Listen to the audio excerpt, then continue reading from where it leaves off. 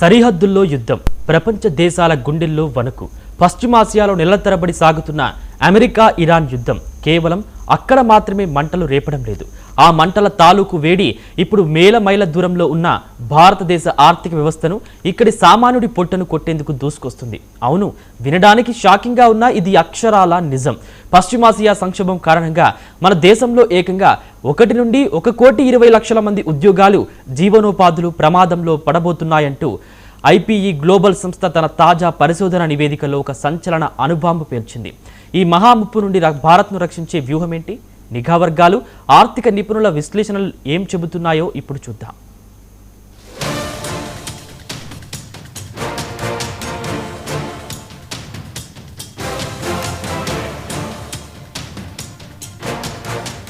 ప్రపంచీకరణ యుగంలో ఎక్కడో జరిగే యుద్ధం ఇంకెక్కడో ఉన్న సామాన్యుడి జీవితాన్ని ఎలా అతలాకుతలం చేస్తుందో చెప్పడానికి ఈ నివేదికే ఒక ఉదాహరణ.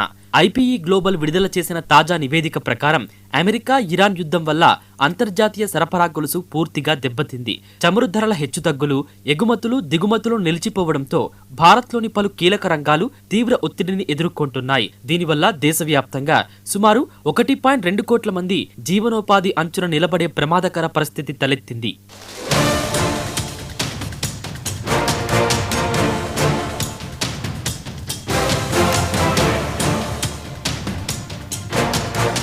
అయితే ఈ మహా సంక్షోభాన్ని భారత్ తనకు అనుకూలంగా మార్చుకునే ఒక అద్భుతమైన అవకాశం కూడా ఉందని ఈ అధ్యయనం స్పష్టం చేస్తుంది.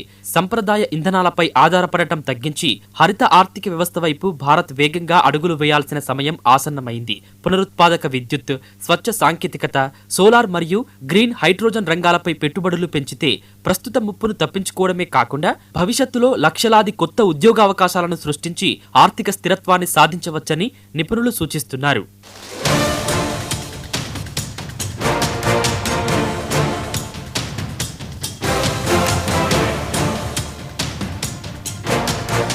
ఇక్కడ మనం ఒక ముఖ్యమైన విషయాన్ని ఫ్యాక్ట్ చెక్ చేయాలి. సోషల్ మీడియాలో ప్రస్తుతం జరుగుతున్న ప్రచారంలో ఈ యుద్ధం వల్ల రేపటి నుండే దేశంలో 1 కోటి మందిని ఉద్యోగాల నుండి తొలగించబోతున్నారంటూ వస్తున్న వార్తలు ముమ్మాటికి ఊహాజనితం మరియు కేవలం భయాందోళనలు సృష్టించే సోషల్ మీడియా ప్రచారం మాత్రమే.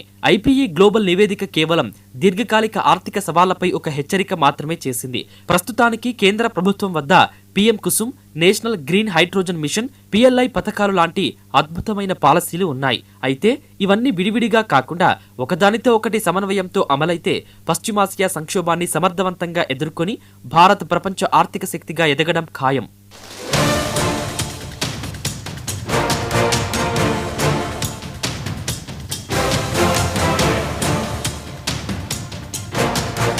యుద్ధాలు ప్రపంచాన్ని నాశనం చేస్తుండొచ్చు, కానీ సరైన వ్యూహం, పక్కా ప్రణాళిక ఉంటే ఆ సంక్షోభాన్ని కూడా ఒక ఆర్థిక బలంగా మార్చుకునే సత్తా భారతదేశానికి ఉంది. ప్రభుత్వం ఈ పథకాలను సమన్వయం చేస్తూ హరిత ఇంధనం వైపు అడుగులు వేగవంతం చేస్తుందని ఆశిద్దాం.